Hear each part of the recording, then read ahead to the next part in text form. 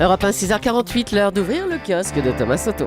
Et ce n'est pas tous les jours, Julie, que les journaux nous donnent un peu l'occasion de sourire. Profitons donc de nos champions d'Europe de basket. Oui. Et pour commencer, je vous propose un petit concours de superlatifs à la une de vos quotidiens.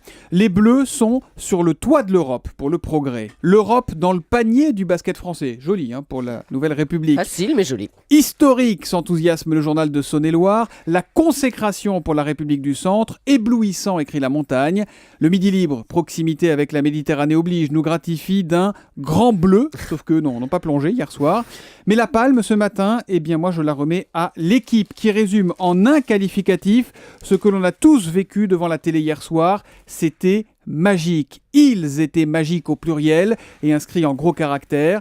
Sur la photo, on voit Parker, Boris Dio et les autres qui semblent avoir du mal à réaliser. Alors bien sûr, la coupe est là, les confettis, les sourires. En fait, il faut lire l'édito de Fabrice Jouot pour prendre la mesure de ce que les Bleus ont fait. 78 ans après sa première participation, c'était en 1935 à Genève, l'équipe de France de basket tient enfin son premier titre majeur. Avant la Marseillaise d'hier, écrit Jouot, le basket était ce sport de préau ayant raté toutes les occasions d'obtenir plus de reconnaissance. Depuis 10 ans, la génération qui a triomphé en Slovénie est fidèle au maillot, fidèle à l'espoir de gagner ensemble. Depuis 10 ans, malgré les déceptions et les échecs, elle remet avec acharnement l'ouvrage sur le métier. Tony Parker devient quelques lignes plus tard le plus beau cadeau fait au basket français. Né en Belgique, d'un père américain et d'une mère néerlandaise, rien ne le prédestinait à être là, il en avait juste envie. Et oui, conclut le patron de l'équipe, même à des millionnaires résidant à l'étranger, la France fait rêver. En voilà une bonne nouvelle, évidemment, Axel de Tarlet qui est dans ce studio écoute ça avec le regard gourmand de l'économiste.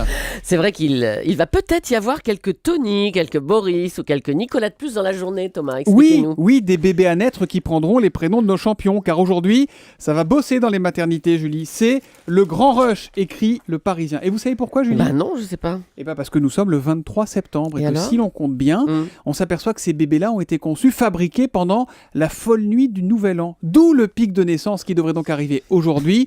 Demain, ça devrait être plus tranquille parce que je sais pas vous, mais le 1er janvier en général, c'est plutôt ambiance Alka-Seltzer à la maison. Mais en plus, il se trompe le Parisien, 23 septembre, c'est la nuit du 24 décembre. Eh ben, on fait crac-crac aussi pour le réveillon de Noël, voilà. Mais oui, un petit coup à Noël et un autre au Nouvel An. Il est né le divin enfant 9 mois plus tard. Alors, c'est vrai que ça fait du bien tous ces sourires ce matin dans la presse. Oui, mais malheureusement, Julie, le reste de l'actualité dans vos journaux n'est pas du tout dans la même tonalité.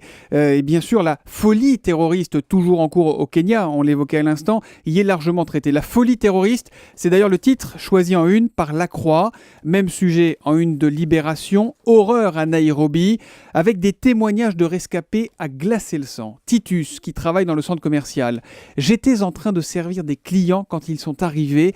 Ils tiraient sur les gens sans rien leur demander. Cécilia, une cliente, raconte, elle, comment elle a passé 20 heures cachée sous une voiture, dans le parking, pour échapper aux tueurs. Et puis Zipporah, autre employée du centre. Il tirait partout, comme dans un film. On voyait les gens pulvérisés par les balles. C'est tout simplement monstrueux, ces témoignages à lire ce matin dans Libération, Julie. Axel de Tarlet, vous êtes plongé dans la presse économique et dans la presse internationale, s'il vous plaît, ce matin. Le Financial Times, voilà. qui nous parle de la Finlande, outragée par le bonus mirobolant du patron de Nokia. Oui, puisque le patron de Nokia va toucher un bonus de 18,8 millions de dollars. Tout cela parce qu'il a échoué, puisque le groupe finlandais Nokia se fait racheter par l'américain Microsoft. Donc c'est comme si chez nous, le patron de Peugeot Citroën touchait un bonus énorme pour avoir vendu le groupe aux Chinois ou aux Américains. Et on en entendrait dans ces cas-là. Voilà, on en entend en Finlande. Le Premier ministre finlandais, sorti de ses gonds, il a jugé cette indemnité particulièrement scandaleuse, dans un pays où généralement on est calme. La pratique des bonus des multinationales est tellement hors norme, a-t-il dit, qu'elle ne peut pas être comprise avec le sens commun. Ça choque d'autant plus en Finlande, il faut le dire, que c'est l'un des pays où les inégalités de revenus sont les plus faibles au monde. À lire dans le Financial Times. Axel, on vous retrouve dans 20 minutes. Vous nous parlerez des 8000 emplois détruits dans les centres d'appel en France. En cause, l'arrivée de Free qui a exercé partout une énorme pression à la baisse sur les coûts et donc des délocalisations. Alors la question est, n'a-t-on pas fait une bêtise en laissant Free débouler ainsi sur le marché des mobiles ? Et la réponse, c'est à 7h10 avec Axel de Tarlet sur Europe.